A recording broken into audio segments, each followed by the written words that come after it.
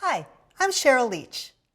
In this problem, we're going to be looking at finding critical numbers of an equation and also trying to determine when the graph of that equation is increasing and decreasing. So first thing, let's get the critical numbers. Well, we know that critical numbers are values where the derivative is either 0 or undefined. So we need to start with the derivative.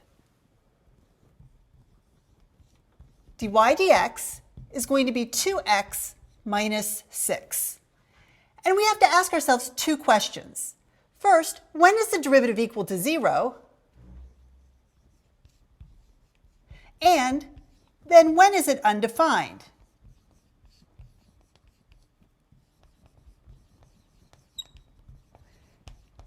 Well, when we tackle the first question, we're going to let 0 equal 2x minus 6, and then solve for x.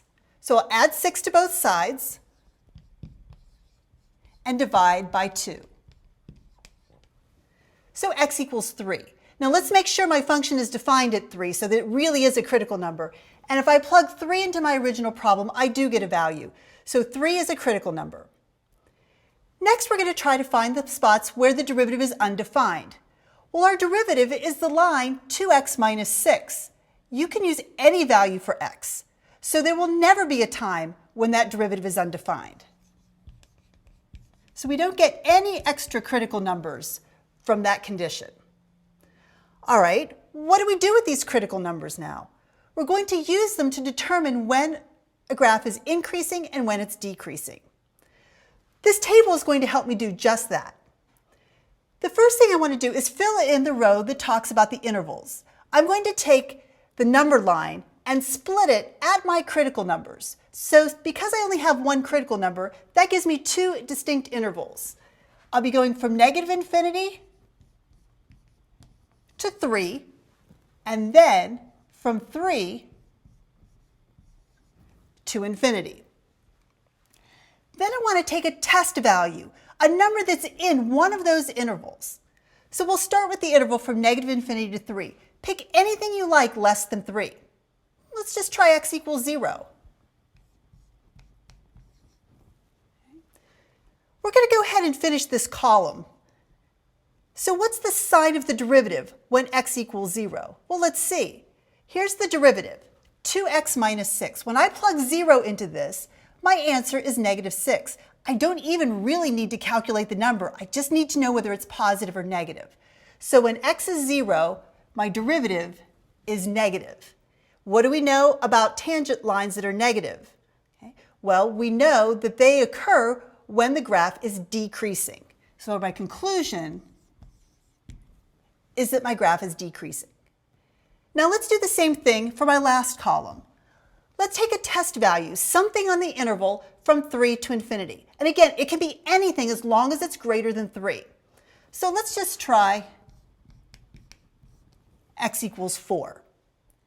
Well, what happens to the sign of my derivative? Well, when I plug 4 into my derivative, I'll have 8 minus 6, which is what kind of number? A positive number. And I know that when my tangent lines are positive, my graph is increasing. So I now know that my graph is decreasing from negative infinity to 3 and increasing from 3 to infinity. But I thought you might be interested in seeing another way of looking at this problem.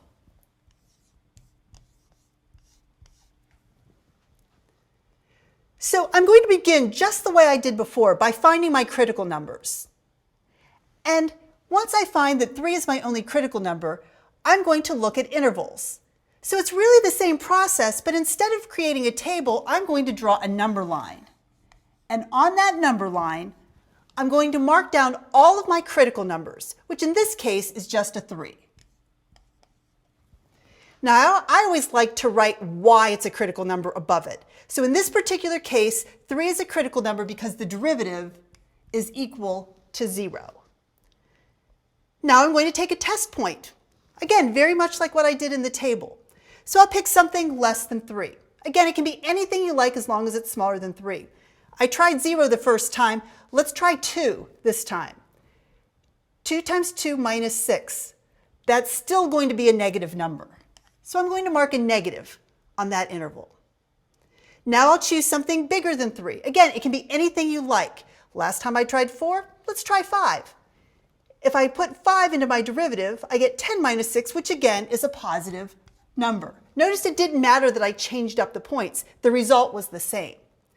Now I can interpret my number line. I know that when the derivative is negative, I have a decreasing. So I have, in either case, decreasing on the interval from negative infinity to 3 and increasing on my interval from 3 to infinity. Now, which way do you like? It really doesn't matter. There are advantages and disadvantages to both ways. The table has a lot of detail, and it really takes you step by step through the process. The disadvantage is it's quite cumbersome to write out. The number line version, on the other hand, is much quicker to write. However, it doesn't have all the details. And so if you're first starting out and you're struggling, it might be nice to write those details out. So again, the choice is yours. One more thing that we need to do on this problem is we want to take a look at a graphing utility. So we'd like to find out what's exactly happening. So I'm going to go ahead and use my graphing calculator to graph x squared minus 6x. So I'm entering x squared minus 6x. And when I look at the graph, I can use my trace key that will allow me to move the cursor along the curve.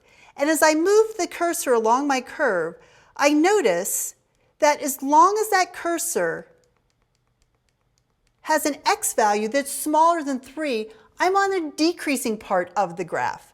And as soon as I cross over the x value of 3, the cursor begins to move upward, indicating that my graph is increasing.